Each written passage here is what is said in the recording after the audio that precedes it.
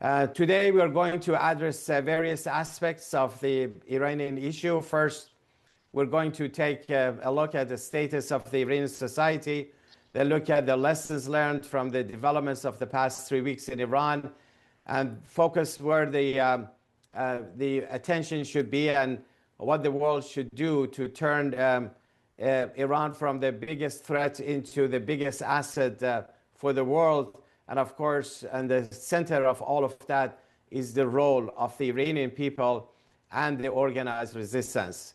To discuss all of that and more, we have invited Mr. Mohammad Mohaddessin, the chair of the Foreign Affairs Committee of the National Council of Resistance of Iran, NCRI. Mr. Mohaddessin is the author of several books, including his earlier book, The Islamic Fundamentalism, The New Global Threat. Mr. Mohaddessin will give his opening remarks. I will, and during their remarks, if there are times that we need to show a few clips to put things into context, we will do that, and then we'll go to the question and answer session. In order to raise your questions, please raise your hand and open your microphone, and then you can introduce yourself and pose your questions. Now I would like to ask Mr. Mohaddessin, who is joining us from the NCRI headquarters in Paris, to please start your remarks. Mr. Mohaddessin, please. Thank you very much, Mr. Jafarzadeh, for your kind words. Ladies and gentlemen, good morning to all of you. As you know, the Middle East is facing an unprecedented crisis. The roots of this crisis, this crisis lie in two key factors. First, Iranian regime and its policy and conducts, and second, the West policy towards Iranian regime appeasement. The policy which for more than 4 decades has enabled the regime through negotiation and concessions to reach to this dangerous point. We have repeatedly, our Iranian resistance movement repeatedly warned that this regime is incapable of reform. Appeasing is inevitably leads to war. Today, after 40 years of appeasement and devastating wars, these truths are widely acknowledged. The only solution to the crisis is regime change by the Iranian people and Iranian resistance. The key questions now is, how can such a regime, one that spares no crime to preserve itself, be overthrown? How can overthrow the regime? This is the key question. Experience in recent years has proven that illusions such as regimes collapse on its own or change through social media networks and satellite television are baseless. Overthrow of the regime, a brutal regime like Iranian regime, requires a powerful, battle-tested, combat-ready force rooted within Iranian society. Today, such a force exists within Iran in a disciplined and organized force. The People's Mujahideen organizations, the MEK's resistance units, active across all 31 provinces for nearly a decade. In the past year alone, these resistance units have carried out 30,000 operations against the regime. During the January uprising, these units played a decisive role in organizing, expanding, and guiding protests, confronting repressive forces, and protecting demonstrators.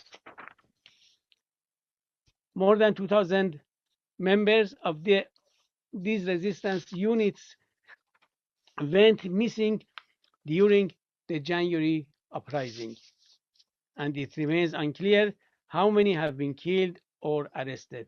2,000 of the members of these resistance unit.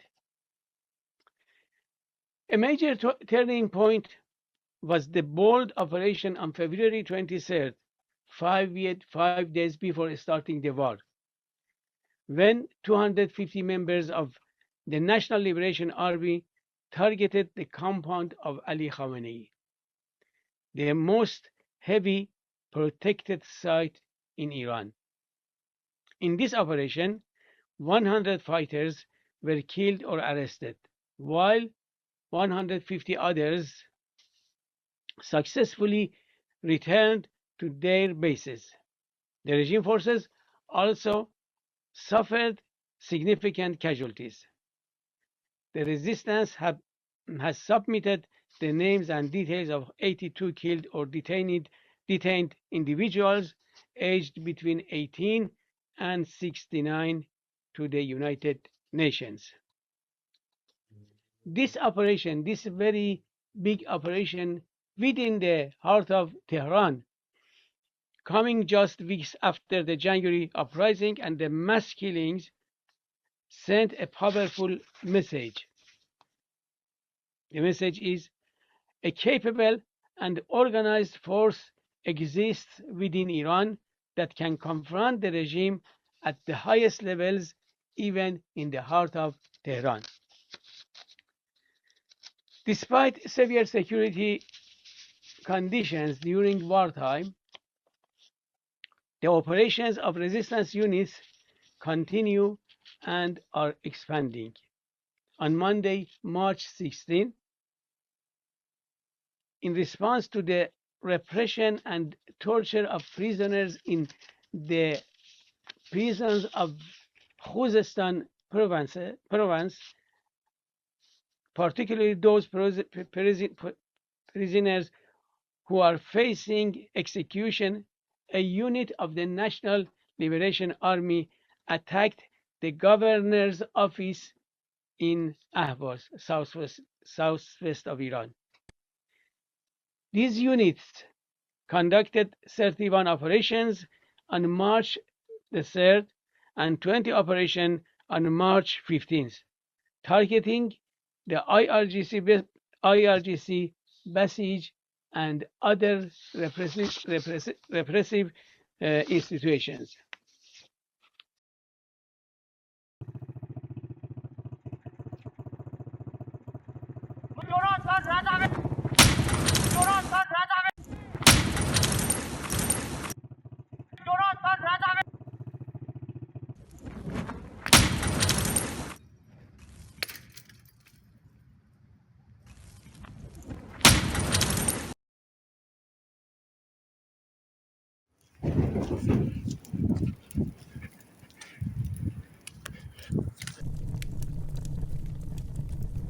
Yes, these are operations of resistance units in this March during the wartime.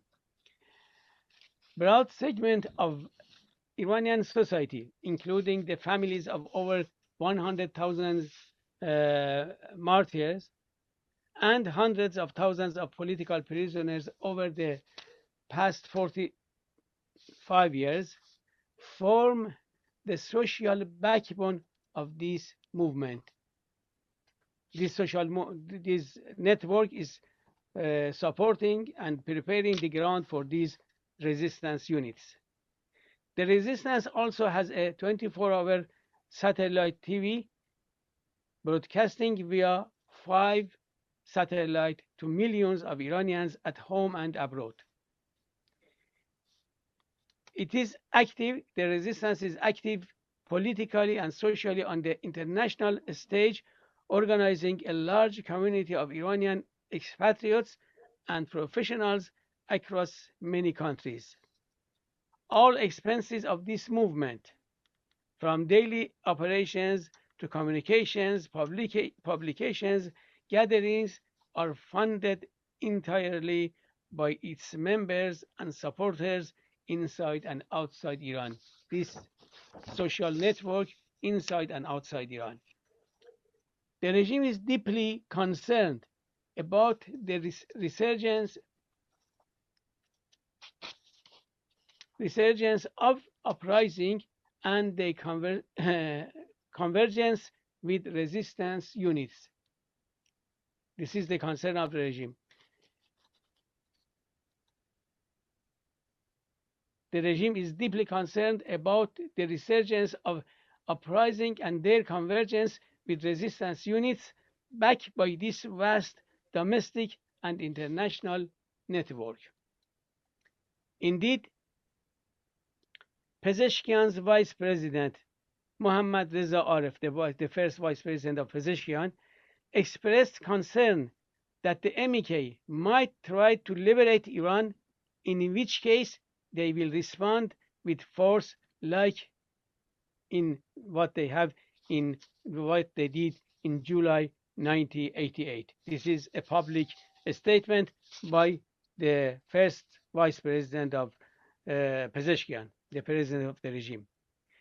Meanwhile, the religious dictatorship has recently transformed itself into hereditary clerical monarchy by appointing Khamenei's son as the supreme leader.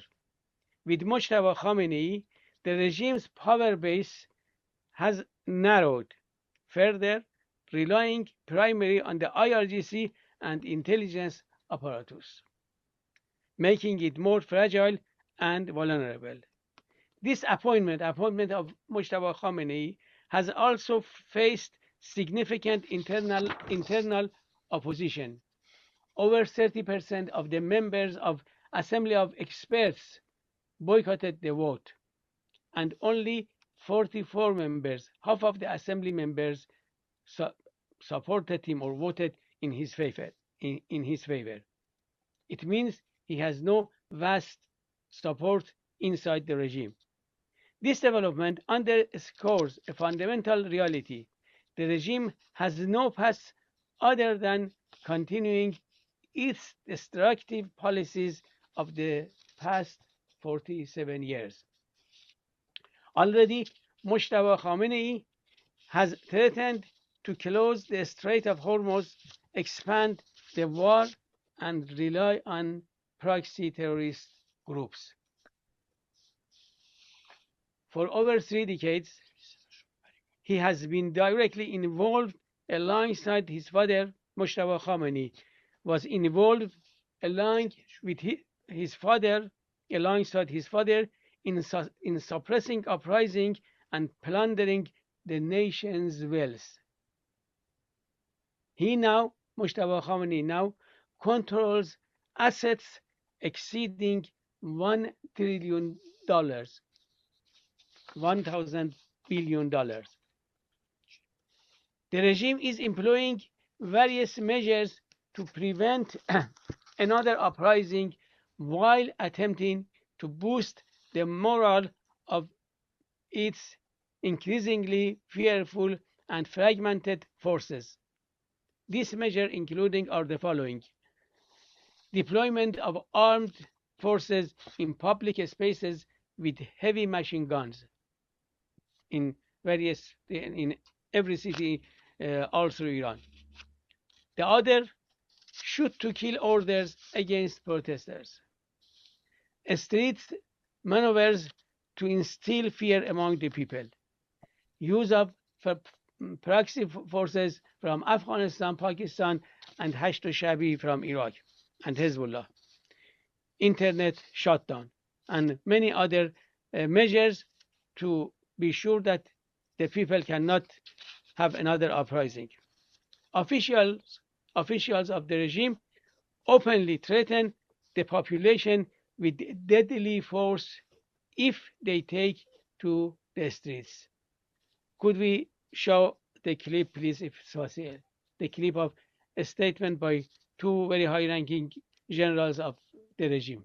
ما اینجا دیگه اگر کسی به خواست دشمن بیاد، اون رو ما معترض غیره نمیبینیم، اون رو ما دشمن میبینیم. و آنی میکنیم که با دشمن میکنیم، برخورد میکنیم که با دشمن میکنیم. همه بچه‌های ما دست به ماشه آماده در حراست از انقلابشون، در حمایت از مردمشون و میهنشون. اونایی که به هر دلیل رسانه ما رو گوش نمیدن، پدر مادرها، 2 دقیقه ها، پسر شما، دختر شما گوش نمیده، تقصیر ما نیست. هر کسی امروز تو خاک ایران نغمه ای از حلقومش بیرون بیاد که به دشمن هم نوایی کنه، اون زیر پاش تلاویو، کلش هم نتانیاهوه. حکم تیر او صادر شده، به این صراحت کسی به شما صحبت نکرده. ما دوست نداریم فرزند شما کشته بشه، چون فرزند شما جاهله، فرزند شما غافله.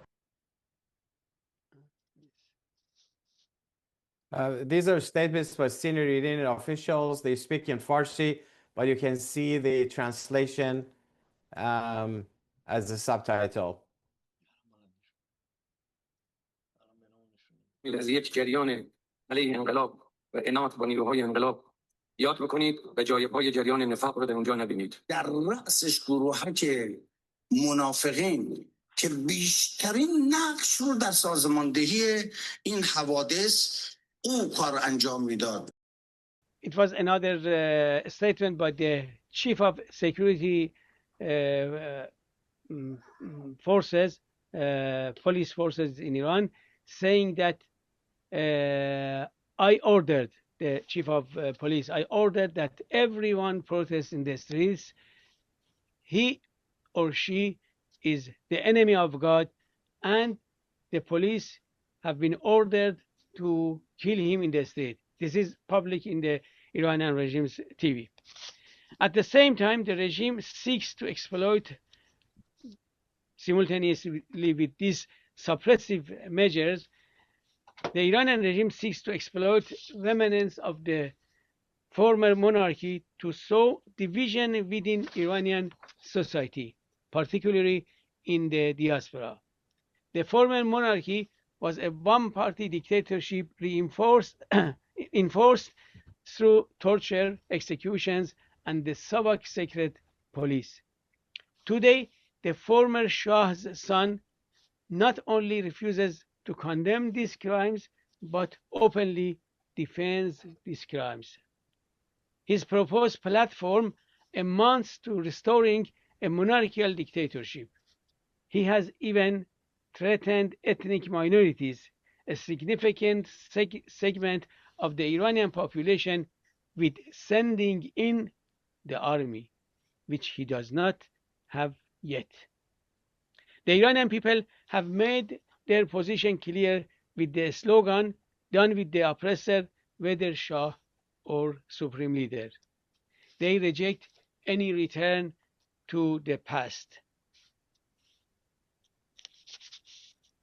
Ladies and gentlemen, on February 28, National Council of Resistance of Iran announced the formation of a provisional government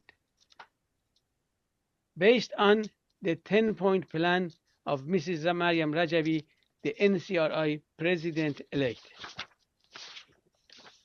Its mission, the mission of this provisional government, is to transfer sovereignty to the Iranian people within 6 months after the regime's overthrow.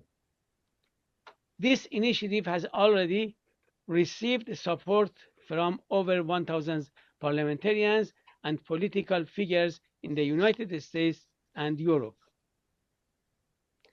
As Mrs. Rajavi has emphasized, the mantra of this resistance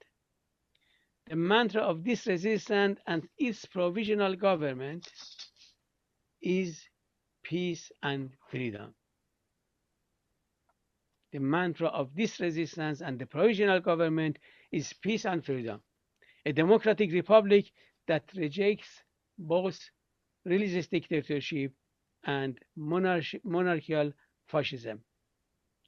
At this critical juncture in Iran's history, the Iranian resistance has taken 2 major steps forward toward toppling this criminal regime. The formation of a provisional government guarantees an orderly transfer of power to the people of Iran and will prevent Iran from stumbling in chaos. The provisional government is not on paper. It has its resistance units that has expanded in the past 9 years and is today leading the fight in the streets of Iran against the IRGC, Revolutionary Guard. We are not asking for money. We are not asking for weapons or foreign troops. We call for an end to appeasement policy, a policy that has been the regime's greatest lifeline and the greatest obstacle to the Iranian people. The time has come for the international community to recognize the provisional government, to acknowledge the Iranian people's right to resist the IRGC and overthrow this regime. Thank you very much, and I am ready to discuss about your questions or your points of view.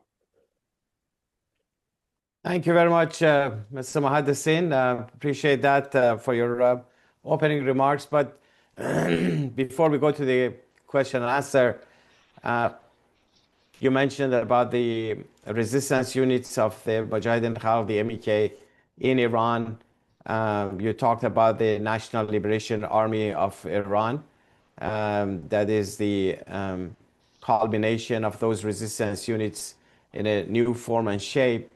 But the National Liberation Army of Iran has a history that dates back to the 1980s when it was formed and carried out major operations, but also showed its military prowess to before the circumstances changed and they disarmed. I want to, if I may, show a brief clip of a couple minutes, just one of the military parades of the National Liberation Army of Iran that was conducted in Ashraf camp in Iraq. It was done in 1991, but it will give you an idea of the capabilities, the discipline, the organizational prowess, and the force that it has represented since then. Let's take a look at this video clip of the military parade.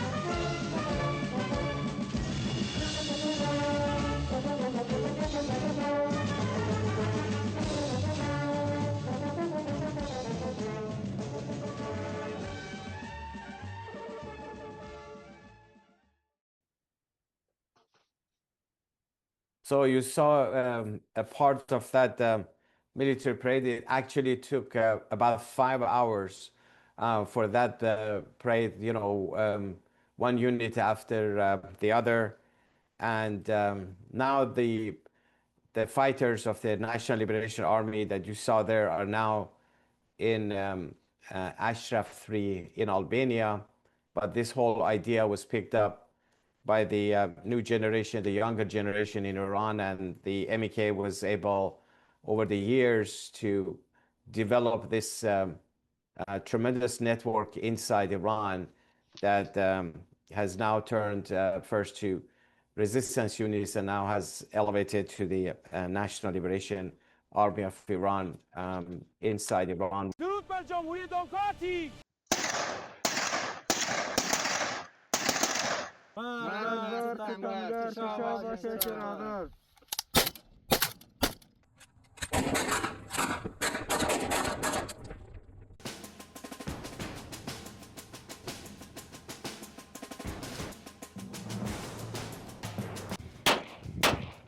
درود به ارتش آزادی. زنده باد ارتش آزادی بخش ایران.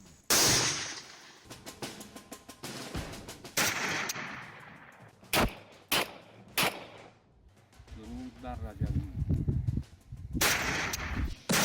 درود بر رجوی. ارتش آزادی بخش پاسخ آخرمون. زنده باد ارتش آزادی بخش ملی ایران. درود بر ارتش آزادی بخش ملی ایران. فرمانده آماده آتش. درود بر ارتش آزادی بخش ملی ایران. درود بر رجوی. حاضر حاضر حاضر. آماده برای سرنگونی. آماده فرمانده آماده. درود بر رجوی. درود بر رجوی. سوگند میخورم برای سرنگونی این رژیم تا آخرین لحظه و تا آخرین قطره خون در کنار شما باشم و مبارزه کنم. مرگ بر خامنه‌ای. درود بر رجب. حاضر حاضر حاضر. حاضر حاضر حاضر. درود بر رجوی.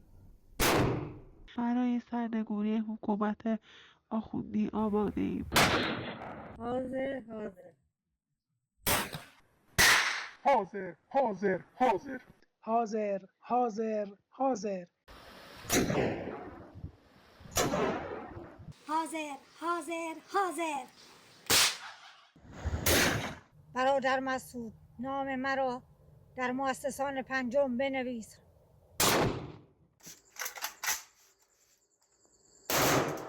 حاضر حاضر حاضر.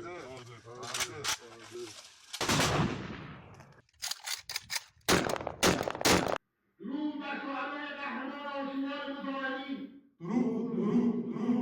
One of the actions they took was the February 23rd assault on the headquarters of the Supreme Leader Khamenei, one of the units of the National Liberation Army of Iran, that really shocked the regime in the first hours. They conceded in their own media, but suddenly realized what a mistake they had made by talking about it. Then they went into silence mode. Anyways, we're going to talk about all of that, but also responding to all the questions you may have. I would like to now ask any of the attendees, we'll give the priority, obviously, to the journalists to, if you have any questions, to unmute yourself and ask your question. I see Anthony Merchak. Please unmute yourself and ask your question, please.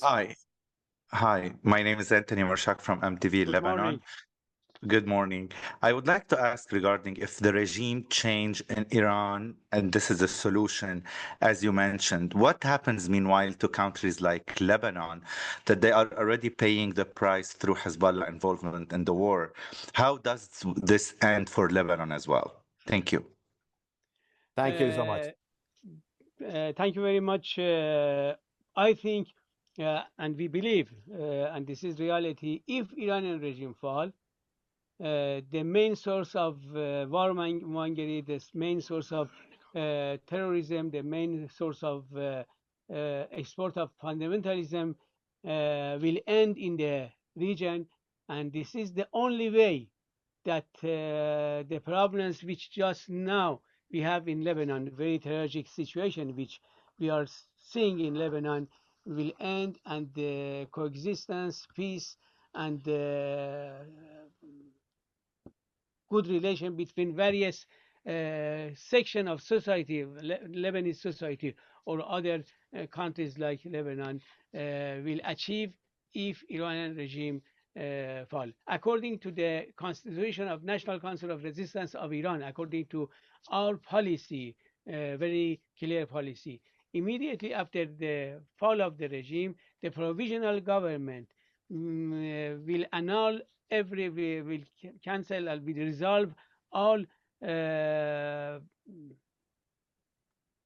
this kind of terrorist groups which are have affiliation with this regime, Hezbollah and others. There is no relation with it, and they must be ended after the fall of the Iranian regime, as well as all organizations within Iranian regime. Just now, there are a lot of organizations. It is not only Revolutionary Guard, Quds Force, and other organizations within Iranian regime, within the office of Khamenei, whether Khamenei, Ali Khamenei, or this new Khamenei, all these organizations must be resolved. Thank you so much, Mr. Muhaddisin. I see another hand is raised. Dean, please introduce yourself and unmute yourself. Yes.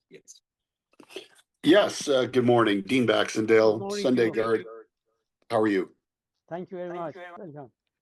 Good. I've been following, obviously, your group for a little while, and first met them in Munich at the Munich Security Conference. Obviously, we're at a critical juncture with respect to the U.S. operation in continually hitting targets inside Iran, targeting infrastructure that may be supporting the missiles and war operations. But where we're at right now, we see the government continuing to be defiant. And you talk about the appeasement by Western democracies, something that many people, inside Canada and other nations have seen as getting along with the regime. Do you see nations like Canada, do they need to declare their support for the NCRI and move away from the policies of the past and actually support the freedom movement and your particular organization and the provisional government? Yes, thank you for your question. As I said, and as we declared from the day first, not 2 days, since 24 years ago, Mrs. Rajavi, our president, announced in European Parliament and Council of Europe and many other occasions that the real solution for Iran is not appeasement. You cannot reach some kind of conclusion or change of behavior or some kind of reform within this regime. So appeasement is not solution. Foreign war is not solution. The only solution is regime change by Iranian people and Iranian resistance. The bombing cannot overthrow the regime. You need some people, some Iranian movement to overthrow the regime on the ground. And as you see in this current war, as well as the previous war in last June, the regime had a lot of problem, but the regime didn't change. But regarding the appeasement, which you are saying, yes, the appeasement policy within European countries and United States and Canada and other Western countries. We suffered a lot from United States, not just now, since 1985, 84. The government in United administration in United States tried to reach some kind of agreement with the regime, some kind of friendly relation, some kind of moderate. All of these policies, which started since 80s last century until just now, all of these approaches have been failed. The appeasement policy within European countries and maybe Canada was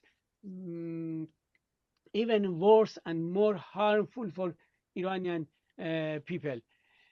The Western countries in many occasions joined the regime or supported the regime in suppression of its opposition. For example, when they put, whether United States or European countries put our movement, designated our movement as a terrorist organization, really it was some kind of help, support for the regime to suppress its opposition.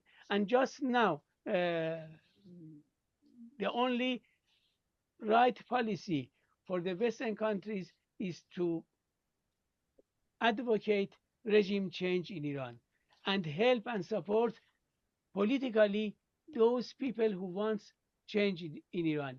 For us as Iranian Resistance, National Council of Resistance of Iran, or the National Liberation Army, which fighting on the ground to overthrow the regime, for us the most important issue is political support, because political support and recognition of this movement to overthrow the regime, this is the best way to put pressure on Iranian regime. For Iranian regime, bombing is much less harmful to support its opposition which wants to overthrow the regime. So our suggestion, our proposal to the Western country is, as I said, to support provisional government, to recognize provisional government, and to recognize the right of Iranian people to overthrow the regime and to fight against revolutionary guard.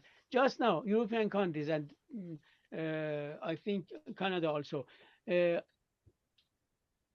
say they advocate peace and the end of the war. It's very good, but it is not enough. They must add, and we say to them, please do not say only peace or ceasefire or end of war. Please tell end of war, ceasefire, or everything else in addition to regime change. Because if you say only peace without having a clear policy regarding this regime, if you do not say about the regime, then this regime will return back to what it was last year or 2 years ago. So, as we said, our slogan is freedom, peace and freedom. And in our view, the slogan of Western country must be peace and regime change in Iran by the Iranian people and Iranian resistance. Thank you. Am I able to have just one more question then on that front? Please. Yes, please. One more question. We have a couple of people in line, but please go ahead. Great. So as you know, the IRGC has infiltrated, Canada. We have agents on the ground. We have recently, as you're probably aware, had a Iranian Canadian dissident murdered in Vancouver by the IRGC. We're also aware of the fact that there are influence in the Canadian political establishment by the IRGC here with money, etc., and ultimately transnational repression.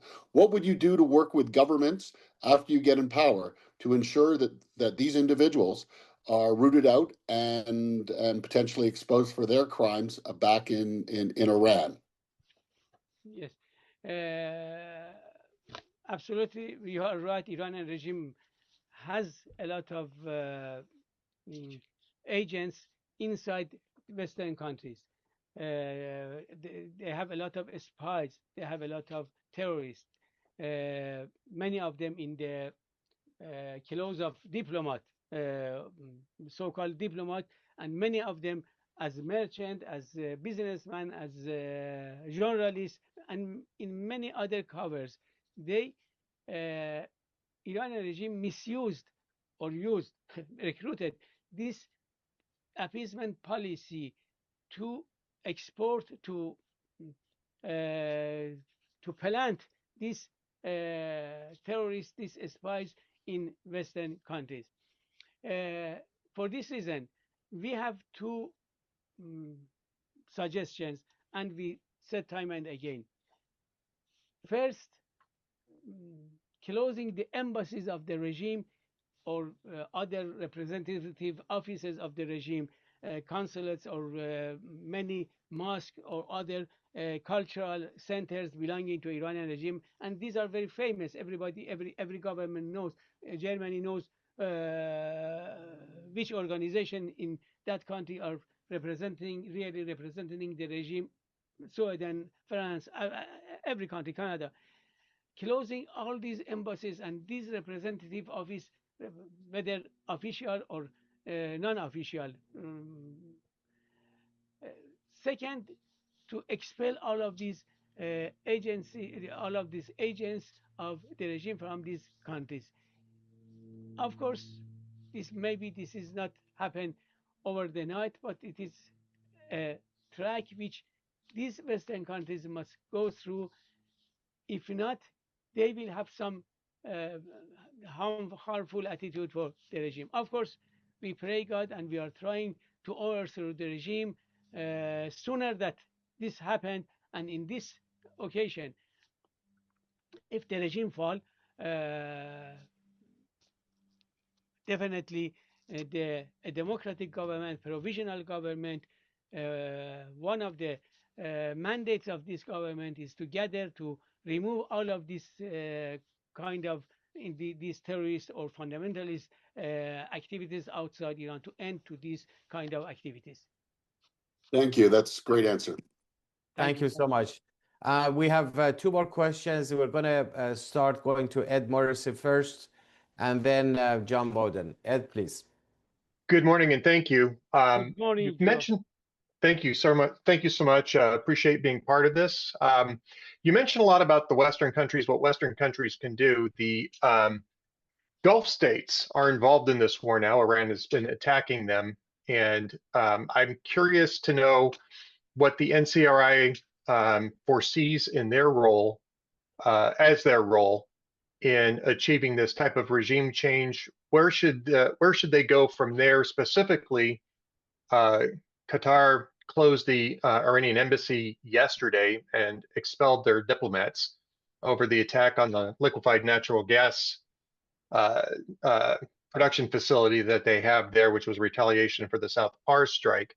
But I'm curious as to what you see the various Gulf states, what their role will be. They do seem to be organizing to oppose the regime, and what their maybe might want to reflect on what the role has been up until now in creating the situation that we have. Thank you very much for your time. Thank you. The governments and the states in our region, Arab countries, especially the Arab states, Arab countries around the Persian Gulf, they can have a very important role. And at the same time, they are under a very dangerous threat by Iran. They were and they are under a very dangerous threat from Iranian regime. In our view, and the reality is that as we have seen in the Western countries, Arab countries are also, in the beginning, they were thinking that they can have some kind of compromise with the regime. They can negotiate with the regime because really they are fearing from the regime because the regime is a very brutal regime, shooting missile to them, sending terrorists. When they send terrorists to United States or France and Germany, it is much easier to send to these Arab countries. And really, they have a lot of terrorists in these countries. They are using the religious differences between Shiite and Sunni and other minorities, ethnic minorities, religious minorities. They are using these elements to export terrorism and fundamentalism to these countries. But the real solution for Arab countries, for most Islamic countries, is the same which we are talking about Western countries. Decisive policy, and decisive policy. Of course, maybe decisive policy have some kind of tactical, harmful consequences, but the strategical harmful consequences of appeasing policy with this regime, it is much more harmful, much more dangerous for these Arab countries. So what Qatar did yesterday and expelled Iranian regime's diplomat from its country, it was a very good step, and we think this is the policy which other Persian Gulf states can follow, and it is in in benefit of their security and in the benefit of the peace in the world. So our suggestion to our Arab friends, our Arab brothers in our region is to have a firm policy, decisive policy against the regime, and do not consider the negative consequences of firm policy. They must think, and they should think about the strategical security and peace in strategical terms. Thank you so much, Mr. Mohaddessin. Now I'm going to go to John Bowden, please. Please unmute yourself and introduce yourself. Hi, good morning. Can you hear me? Yes, we can hear you, John. Please. Great. Thank you for having this. I have a quick follow-up to something that you said earlier. Two quick follow-ups, actually. Firstly, did I hear you correctly say that while you don't believe that the overall bombing campaign is necessarily effective in spurring regime change, that you believe that the policy of Western nations should be that peace must come with regime change as a necessary factor as a part of it? Is that the NCRI's policy currently? Yes, as I said, if I if I understood your question well, yes, our experience, you have a very good experience in Iraq in 1991.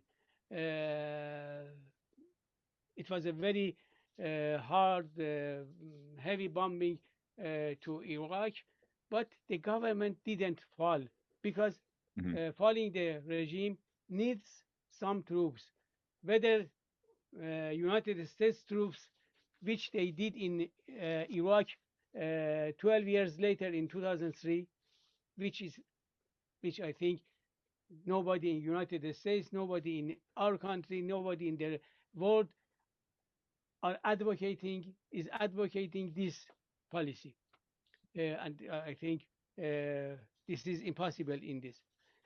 The second is the people of our country, the people of Iran, accept the responsibility of regime change, and this is what they accepted since many years ago. They need this political support of Western countries, the political support of the world, including Western countries, to support them, to recognize for them this right. This is what we are seeing, and I think at the end of the day, this policy and this avenue will work for Iranian people.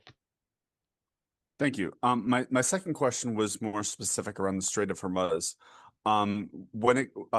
There was a statement this morning that came out from Treasury Secretary Scott Bessent, he said that the Trump administration is now considering, they had previously rolled back some sanctions on Russian oil assets, and now they're considering doing the same with the Iranian regime.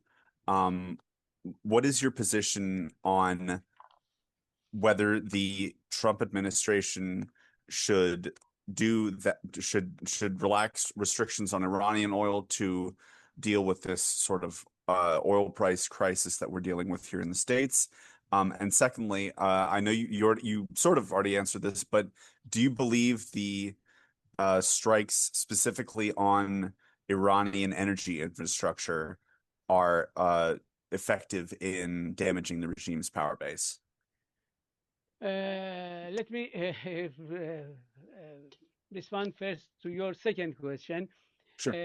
Regarding from the day first of this war, our movement and National Council of Resistance of Iran and Mrs. Rajavi, our president, announced in several occasions in these 20 days that we ask all parties to prevent harming and bombing the non-military infrastructures, economic institutions, civilian people. This is for us a red line. And this is, of course, a humanitarian issue, a very clear policy for us. But in addition to human being issue, humanitarian issue, this kind of bombing, the bombing infrastructures and non-civilian facilities, non-military facilities, at the end of the day will be in favor of Iranian regime. Iranian regime do not consider the health of Iranian people, the lives of Iranian people. They do not care about the welfare of Iranian people. Their problem from 1st to 10 is to remain in power. So when United States bombing civilian infrastructures of people, if this happen, Iranian regime using these elements to show themselves as victims. So this is my response to your second question. Regarding the Strait of Hormuz and what will be the solution, or what is, of course, it is very difficult for me and for us to respond to this question because first, we are not aware about the details of what is happening there and what is the United States doing and what is Iranian regime is doing, and we are not military expert in this regard. We are expert in fighting on the ground with the regime, but we are not expert for this kind of very big war. So, but I can say generally that at the end of the day, as far as this regime is exists, especially after this war, as far as this regime exists, this Strait of Hormuz, the Persian Gulf, and the other places which is inaccessible for the regime will not be safe. So the main issue that just now we must focus, and I think the Western government, Western countries must be focused, is regime change. Regime change is the only regime change by Iranian people. Regime change is our mandate, but it must be the policy of the Western country. When I say the policy of Western countries, I do not mean they participate on the ground. My request or my suggestion is that they recognize the policy of regime change by Iranian people. You have in United States, you have the background of regime change policy for Iraq in late 90s. That was the regime change by United States. We don't want the Americans do not want, we don't want. What we want is to recognize the policy of regime change by the Iranian people. This recognition is a main threat for the regime, and the regime will consider you much more serious if you accept United States insist on such a policy. Thank you so much, Mr. Madison. Thank you so much, John Bowden from Independent. I have a couple of written questions that were sent out. I'm going to raise it as much time that we have, we can spend on it. The first one is a question from John Sepan, that he said that with both Khamenei and Ali Larijani now eliminated, what is your assessment of internal regime fragmentation and who realistically controls power today? Yes, of course, the regime after death of Khamenei or death of Ali Larijani and the commanders, the old commanders of Revolutionary Guards, after the death of these people, is much weaker than before. This is a reality. It was a very, very big blow to the regime, the death of these leaders and commanders of the regime. But the regime still is on its feet. The regime is on its feet because without attacking the regime on the ground, they can replace Ali Khamenei by Mojtaba Khomeini, replace Hossein Salami, the commander-in-chief of Revolutionary Guard, with Ahmad Vahidi, replace this criminal official of the regime with another official. Of course, they're becoming weaker and weaker every day. But the control on the ground in Iran just now, after this operation, the death of these leaders, still is in the hands of the new supreme leader, Mojtaba Khomeini, and Revolutionary Guard. Those people who are ruling on the ground are these two parts: son of Khomeini, Mojtaba Khomeini, and Revolutionary Guard. Revolutionary Guard is some kind of institution. By killing the commanders will be weaker, but still continuing. And we hope that Iranian people and Iranian resistance after the war, because during the war it is impossible for Iranian people to have uprising. Because for your information, for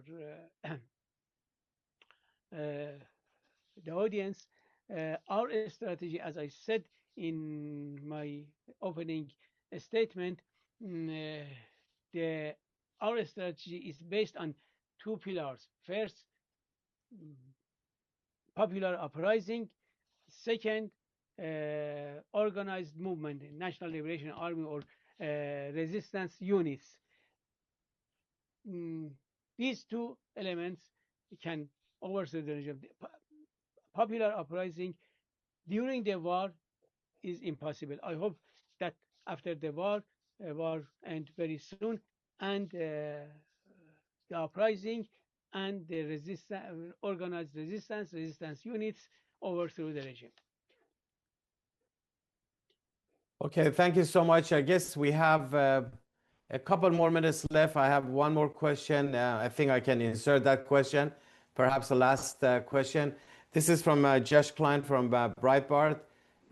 He says, you have announced a provisional government. Can you outline in concrete terms how authorities would be transferred after the regime falls? And then it's a second part question, and if you had time to, you can answer that, is that what currently can you offer that the post-regime Iran would not descend into internal conflict among competing groups and nationalities and all that?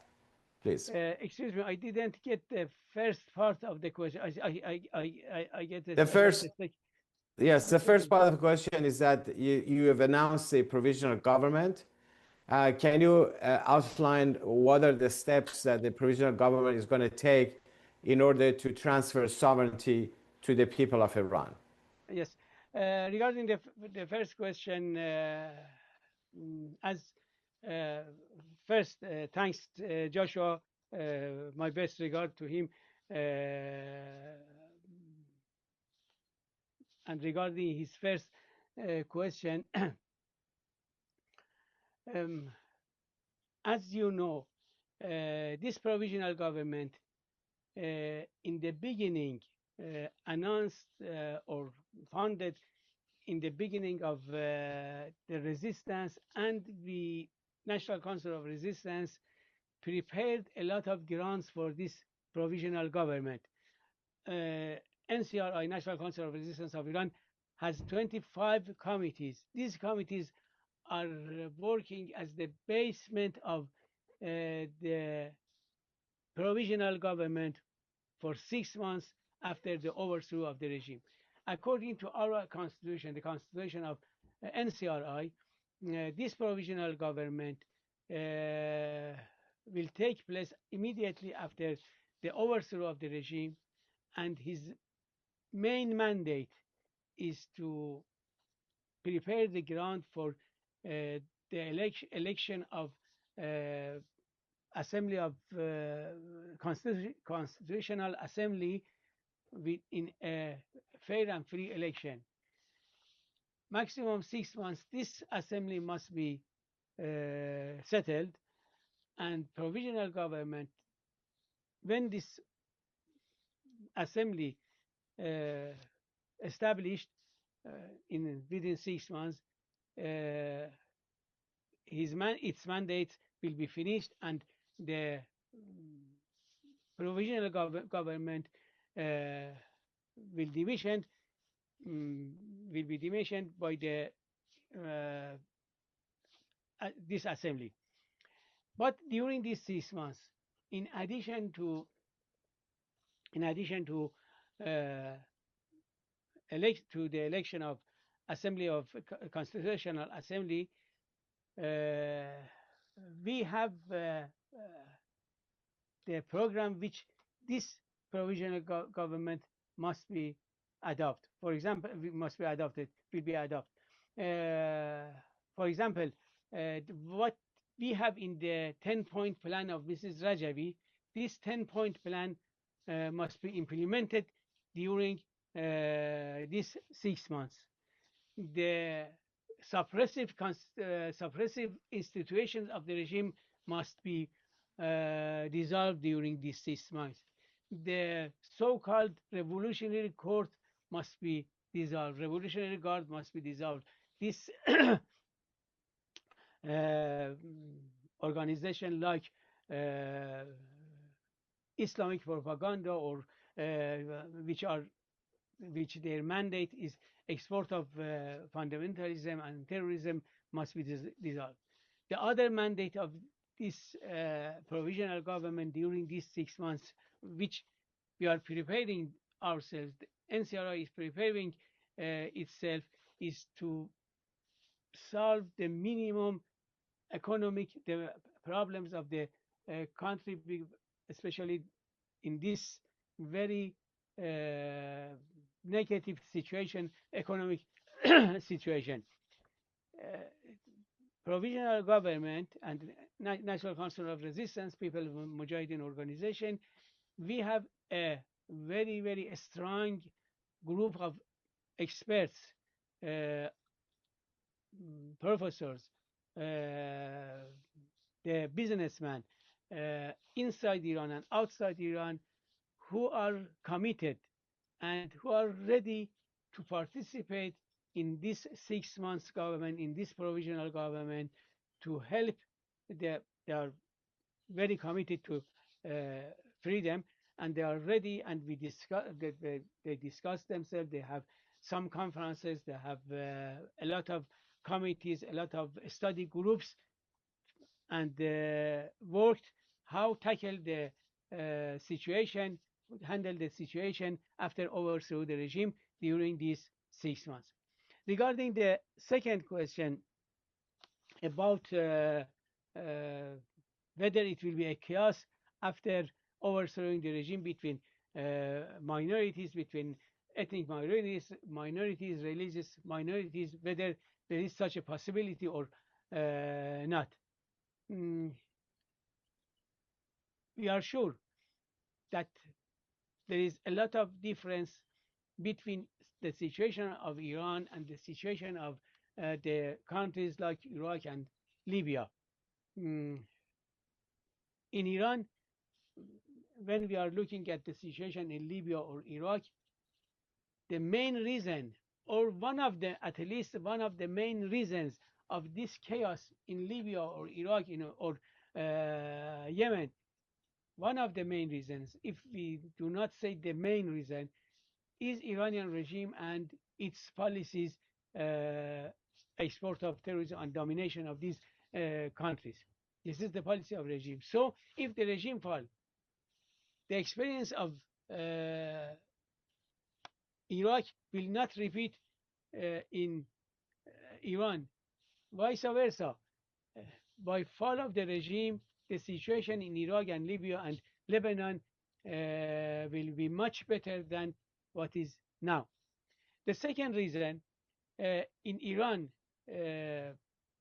in compare with Iraq and Libya and others, in those countries, it was not an organized, prepared alternative. It was no alternative. The Iraqi government was toppled by the intervention of the United States and international community. It was no alternative in that country. And just now, after 23 years, they are suffering from this phenomena. There is no organized, genius political party to lead the country. It's exactly the same in Libya and others. In Iran, we have a political alternative, prepared alternative for many years. In Iran, we have a very history and a background of democratic movements. We have a culture of democratic culture. For these reasons, these two reasons, I think we are sure that will not happen such crisis, such chaos in Iran. In National Council of Resistance of Iran, especially about the ethnic minorities, we guaranteed and we are really committed to respect the rights of ethnic minorities and religious minorities. In the in NCRI, we adopted a plan for minorities, for especially Kurds, a plan for autonomy for Iranian Kurdistan.